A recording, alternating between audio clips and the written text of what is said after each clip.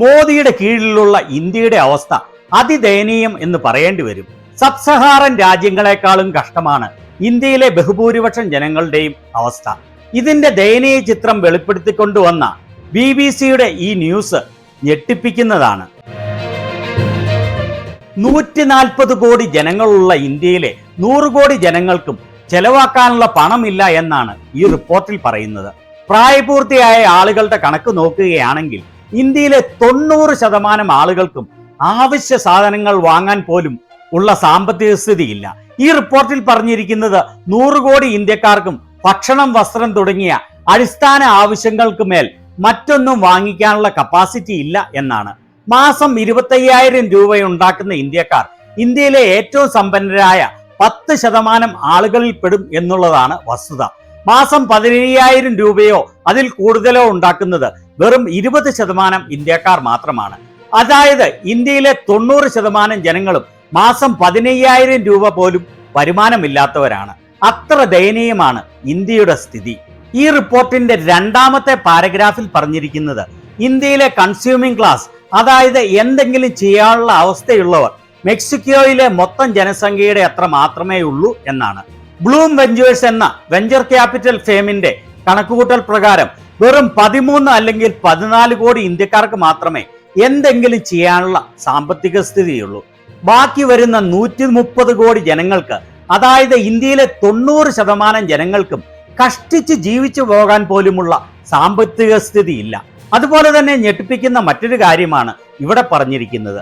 ഏഷ്യയിലെ 3ാമത്തെ വലിയ സാമ്പത്തിക ശക്തിയായ ഇന്ത്യയുടെ കൺസ്യൂമിംഗ് ക്ലാസ് വൈഡ് ആകുന്നില്ല, മറിച്ച് ഡീപ്പ് ആവുകയാണ് ചെയ്യുന്നത് എന്ന്. വൈഡ് ആവുക എന്ന് പറഞ്ഞാൽ കൺസ്യൂമിംഗ് ക്ലാസ്സിലേക്ക് കടക്കുന്ന ജനങ്ങളുടെ എണ്ണം കൂടുക എന്നാണ്. എന്നാൽ ഡീപ്പ് ആവുക എന്ന് പറഞ്ഞാൽ നിലവിൽ കൺസ്യൂമിംഗ് ക്ലാസ്സിലുള്ള ആളുകളുടെ സാമ്പത്തിക സ്ഥിതി മെച്ചപ്പെടുന്നു എന്ന്. അതായത് കൂടുതൽ ആളുകൾ എന്തെങ്കിലും ചെലവഴിക്കാൻ ശേഷിയുള്ളവരായി മാറുന്നില്ല, മറിച്ച് നിലവിൽ പണക്കാരായ ആളുകൾ വീണ്ടും കൂടുതൽ പണക്കാർ ആവുക മാത്രമാണ് സംഭവിക്കുന്നത്. അതായത് ഇൻകം ഇനിക്വാളിറ്റി അതിഭീമമായ തോതിൽ വർദ്ധിച്ചുകൊണ്ടിരിക്കുന്നു. ഇന്ത്യയിൽ അൾട്രാ ലക്ഷറി വീടുകളുടെയും പ്രീമിയം ഫോണുകളുടെയും വിൽപ്പനയിലുള്ള വർധനവ് കാണിക്കുന്നത് അതാണ്. ആളുകൾക്ക് താങ്ങാനാവുന്ന വീടുകൾ 5 വർഷം മുൻപ് ഇന്ത്യയിലെ മൊത്തത്തിലെ വീടുകളുടെ 40% ആയിരുന്നെങ്കിൽ ഇപ്പോഴത് വെറും 18%-ലേക്ക് കുത്തനെ ഇടിഞ്ഞിരിക്കുകയാണ്. വലിയ പണക്കാർ വീണ്ടും കൂടുതൽ പണക്കാരായി മാറിക്കൊണ്ടിരിക്കുന്നു. എന്നാൽ സാധാരണക്കാരന് ഇന്ത്യയിൽ ജീവിക്കാനുള്ള അവസ്ഥ ഇല്ലാതായിരിക്കുകയാണ് എന്ന് സാരം. അതാണ് ഇവിടെ പറഞ്ഞിരിക്കുന്നത്. കോവിഡിന് ശേഷമുള്ള ഇന്ത്യയുടെ റിക്കവറി കെ ഷേപ്പിലാണ്. പണക്കാർ കൂടുതൽ പണക്കാർ ആയിക്കൊണ്ടിരിക്കുന്നു. എന്നാൽ പാവപ്പെട്ടവൻ ജീവിക്കാൻ അല്പം പോലും ഗതിയില്ലാത്തവനായി മാറിക്കൊണ്ടിരിക്കുന്നു.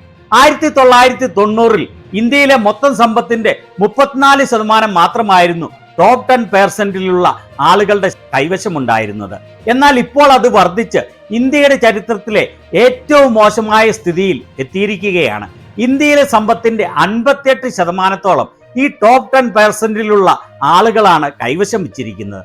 അതുപോലെ 1990-ൽ ഏറ്റവും താഴേക്കിടയിലുള്ള 50% ആളുകൾ രാജ്യത്തിന്റെ സമ്പത്തിന്റെ 22.2% കൈവശം വെച്ചിരുന്നുവെങ്കിൽ ഇപ്പോൾ വെറും 15% മാത്രമാണ് താഴേക്കിടയിലുള്ള 50% ആളുകളുടെ സ്വത്ത്. ഇന്ത്യയിലെ ആളുകളുടെ ഉപഭോഗം കുത്തനെ ഇടിഞ്ഞിരിക്കുകയാണ്. ഇന്ത്യയിലെ സാധാരണക്കാരുടെ പർച്ചേസിംഗ് പവർ നശിക്കുക മാത്രമല്ല, അവരുടെ സമ്പാദ്യത്തിൽ വലിയ ഇടിവുണ്ടാവുകയും കടബാധ്യത കുത്തനെ വർദ്ധിക്കുകയുമാണ്. സാധാരണ ആളുകൾക്കുള്ള അല്പമെങ്കിലും പർച്ചേസ് പവറിന്റെ ഒരേ ഒരു കാരണം വലിയ തോതിൽ കടമെടുത്ത് ചെലവഴിക്കുന്നത് കൊണ്ട് മാത്രമാണ്, അല്ലാതെ അവരുടെ കയ്യിൽ പണം ഉണ്ടായിട്ടല്ല. കഴിഞ്ഞ 11 വർഷത്തെ മോദി ഭരണം ഇന്ത്യയെ എവിടെ കൊണ്ടെത്തിച്ചു എന്ന് വ്യക്തമായി കാണിക്കുന്നതാണ് ഇത്. മോദിയുടെയും കൂട്ടരുടെയും കഴിവില്ലായ്മയും വിവേകമില്ലായ്മയും ഇന്ത്യയെ ഒരിക്കലും തിരിച്ചു വരാനാവാത്ത തകർച്ചയിൽ എത്തിച്ചിരിക്കുകയാണ്. രാജ്യത്തെ 90% ആളുകൾക്കും അവശ്യ സാധനങ്ങൾ പോലും വാങ്ങാൻ കഴിവില്ലാത്ത വലിയ ദുരവസ്ഥയിൽ